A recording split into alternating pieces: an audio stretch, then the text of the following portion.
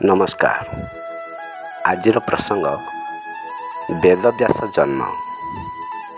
ଶ୍ରୀହରି କହିଲେ, ପାର୍ଥ ଶୁଣ ସାବଧାନ ହୋଇ। ବ୍ରହ୍ମାର ନନ୍ଦନ ବଶିଷ୍ଠ ମହାଋଷି, ବଶିଷ୍ଠଙ୍କ ପୁତ୍ର ଶକ୍ତିମୁନି, ଶକ୍ତିମୁନିଙ୍କ ଶିଷ୍ୟ ପରାଶର ଋଷି ବ୍ରହ୍ମାଙ୍କର ଅଣନାତି ଅଟନ୍ତି। ଏକଦିନେ ପରାଶର ସିଂହଳ ଦ୍ୱୀପର ମଧୁବନରେ ପ୍ରବେଶ କଲେ।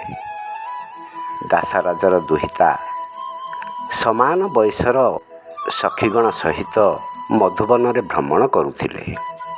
ପରାଶର ଋଷି ମତ୍ସ୍ୟକନ୍ୟାକୁ ଦେଖି ବିହଳିତ ହୋଇ ସଖୀମାନଙ୍କ ପାଖକୁ ଯାଇ ପଚାରିଛନ୍ତି, କାହାର ନନ୍ଦିନୀ ତୁ, କାହାର ବା ଝିଅ?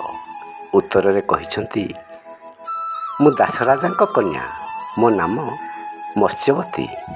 ନୀତିପ୍ରତି ଏ ବନରେ ଖେଳୁଥାଇ ଜଳକେଳି ନାବକେଳି ମଧ୍ୟ କରୁଥାଇ। ଋଷି ମତ୍ସ୍ୟବତୀର ରୂପକୁ ଦେଖି ଭାବୁଛନ୍ତି, ସ୍ୱଭାବେ ପଦ୍ମିନୀ, ଉର୍ବଶୀ ରମ୍ଭା ବି ସରି ହେବ ନାହିଁ। ପରାଶର ଋଷି ରାଜଜେମାଙ୍କ ପାଖକୁ ଯାଇ କହିଛନ୍ତି, ଭୟ ନ କରି ସତ୍ୟ କର, ଗୋଟାଏ କଥା କହିବି। ମତ୍ସ୍ୟବତୀ କହିଲା, ସ୍ୱଭାବେ ବାଳୁତ ମୁହିଁ, କି କଥାରେ ସତ୍ୟ କରି କି ଦ୍ରବ୍ୟ ଦେଇପାରିବି? ପରାଶର କହିଲେ, କେତେ ସମ୍ବତ୍ସରେ ମୁହିଁ ଏହି ଯୋଗ ପାଇଛି, ଦୈବ ପୁରୁଷ ହିଁ ଭେଟ କରାଇଛି। ଆମ୍ଭର ବୀର୍ଯ୍ୟରେ ଏହି କ୍ଷଣି କୁମାର ଜନ୍ମିବ, ଗର୍ଭରୁ ପରିଣ ସେ ନବଯୁବା ହେବ, ଜନମ ହୋଇଣ ଚାରି ବେଦ ସେ କହିବ, ଏହି ସୁଯୋଗ ନ ମିଳିବ ଆଉ। ମତ୍ସ୍ୟବତୀ ଆଶ୍ଚର୍ଯ୍ୟ ହୋଇ କହିଲା, 10 ମାସରେ ପୁତ୍ର ଜନ୍ମ ହୁଏ, ଏହି କ୍ଷଣି ପୁତ୍ର ଜନ୍ମ ହେବା ବୋଲି କିପରି ବିଚାର?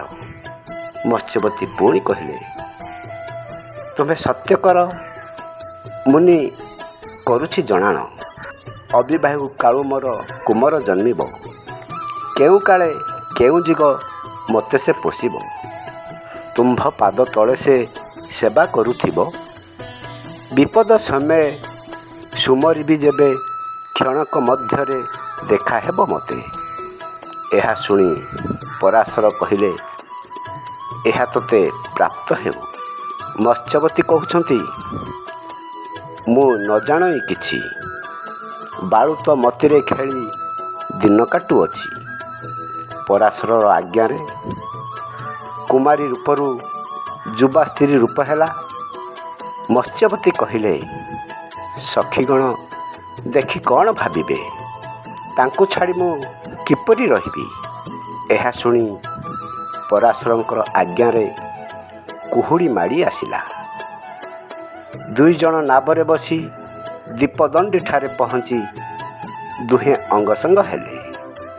ସଙ୍ଗେ ସଙ୍ଗେ ଗର୍ଭବତୀ ହୋଇ ପୁତ୍ର ଜନ୍ମ ହୋଇଲା।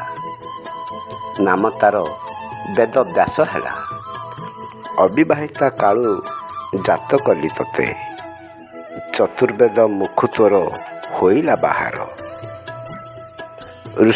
ଋଷିଙ୍କ ସଂଘରେ ଯାଇ ବେଦ ଶିକ୍ଷା କର, ନବଯୁବା ମତ୍ସ୍ୟବତୀକୁ ପରାଶରଙ୍କ ଆଜ୍ଞାରେ କୁମାରୀ ହୋଇଲା। ସତ୍ୟ କରିବାରୁ ମତ୍ସ୍ୟବତୀରୁ ନାମ ତାର ସତ୍ୟବତୀ ହେଲା। ମେନକା ସୁନ୍ଦରୀ ଅଭିଶାପରୁ ମୁକ୍ତ ହେଲା। ରହିଲି, ନମସ୍କାର।